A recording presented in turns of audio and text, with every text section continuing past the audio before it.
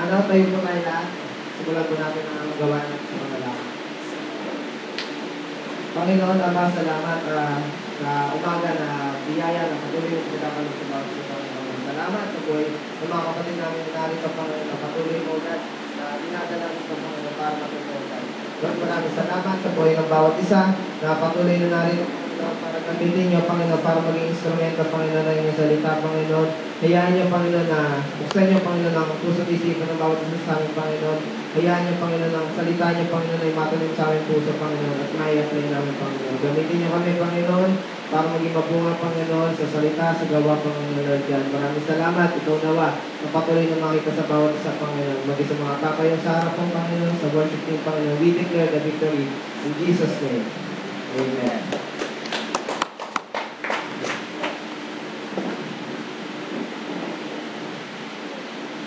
So, buksan po natin ang ating Bible sa Mateo 7.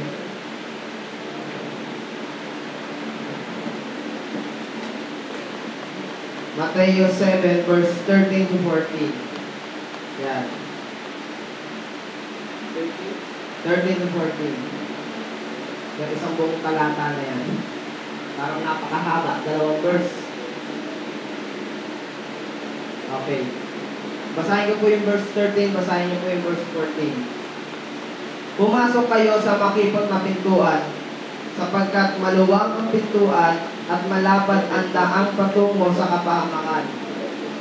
At ito ang dinaraanan ng marami.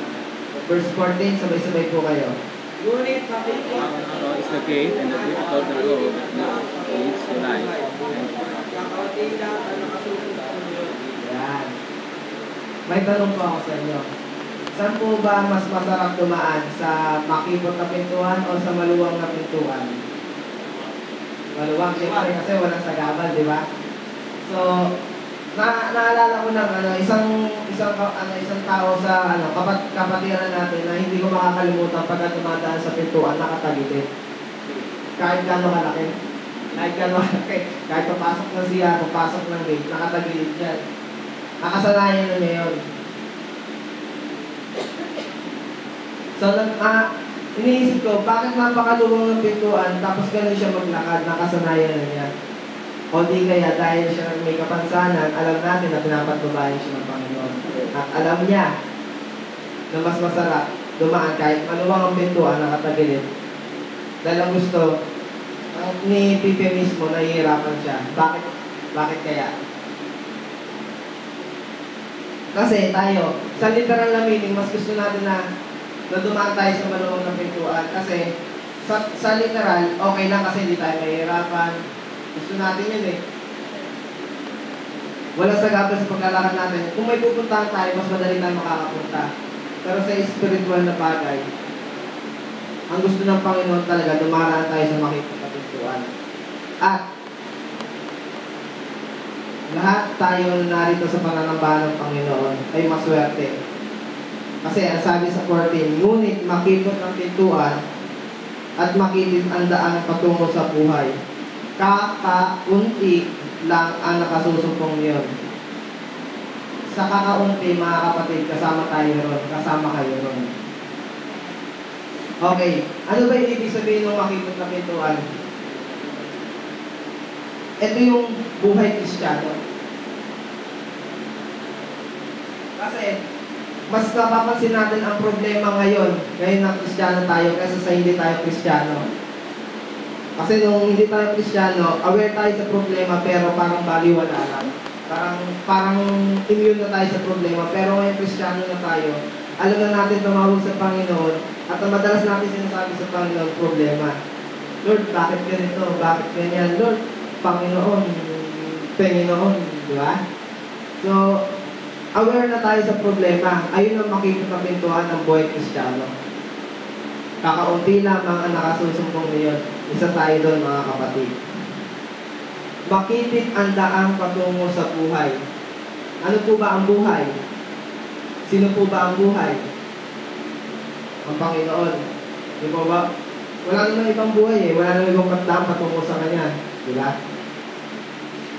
Kundi ang daang makipot makitid ang daan patungo sa Kanya. So, ang binubuo ng makitid na daan, mga kapatid, problema, kakulangan sa financial, mga pagsubok, lahat yan. Yung ibang vision crusher, pinapahintulutan ng Panginoon para patuloy tayong dumikit sa Kanya, para hindi tayo lumayo. Mga kapatid, kung dumadaan mo tayo sa mga sa makitid na daan patungo sa buhay, mga kapatid, huwag tayong babalik. Patuloy lang tayo. Kahit nahihirapan tayo, kahit maglakad tayo ng patagilid, okay lang yan. Hindi naman tinitignan ng Panginoon eh. Tinitignan ng Panginoon ang bawat hakbang mo kung may pananampalataya. Sa bawat buhay, natural lang na may problema. Bawat pagsubok na dadaanan natin, natural lang yan. Ang gusto lang ng Panginoon kung paano natin iyahandle, kung paano natin gagawa ng paraan, at kung paano tayo lalapit sa Kanya. Mas importante sa Panginoon ang karakter. Kung paano natin dadalhin ang buhay natin bilang Kristiyano. So, ito po yung gusto ko lang i-share sa inyo na verse. Kung ano man, mga kapatid ng pinagdaraanan nyo sa buhay, huwag kayong matakot, huwag kayong mangamba. Tandaan nyo, ang Panginoon, lagi nyo na nasa tabi, lagi nyo na nasa likuran. Minsan, tayo nauuna sa Panginoon, pero hindi pinapabayaan ng Panginoon na iwan tayo. Lagi lang siya sumusunod. Pagod na tayo, ang Panginoon hindi pa rin pagod. Malungkot na tayo, ang Panginoon nakangiti dahil alam niya ang nararapat para sa atin. Amen po ba, mga kapatid? Sige, tayo po tayo. Taas po natin yung mga kamay natin.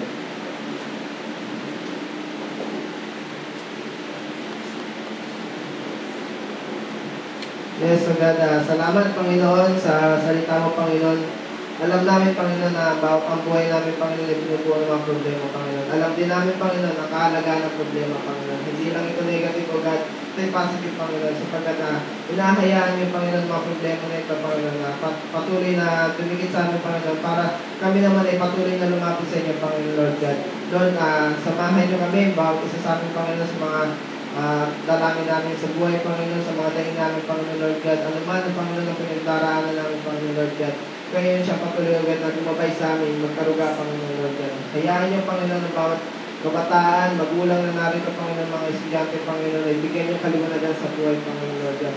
Ano man, Panginoon, ang pinagdaraanan nila, Panginoon, makikita na pintuan, O God. Lord, kayo siya patuloy, O God, na sumama sa kanila, Panginoon. Gabayan niyo sila, Panginoon, sa tamang direksyon, Panginoon.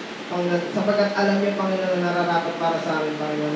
Maraming salamat, Panginoon, sa iyong salita na patuloy mga pinibigay sa amin, Panginoon. Nawa, maging apply nito, Panginoon, sa aming buhay. Tulungan niyo kami may apply ito, God. Maraming salamat, Panginoon. Dalangin namin sa mga kapatid namin na wala pa, Panginoon. O God, kayo siya patuloy, God, mag-ingat sa kanila papunta rito, Panginoon. Ano man, Panginoon, mga kapamakan, Panginoon, nakapang, Panginoon, alisin niyo. In Jesus' name, Panginoon, Lord God. Maraming salamat, Panginoon. We declare the victory in Jesus' name. In Jesus' name. Amen.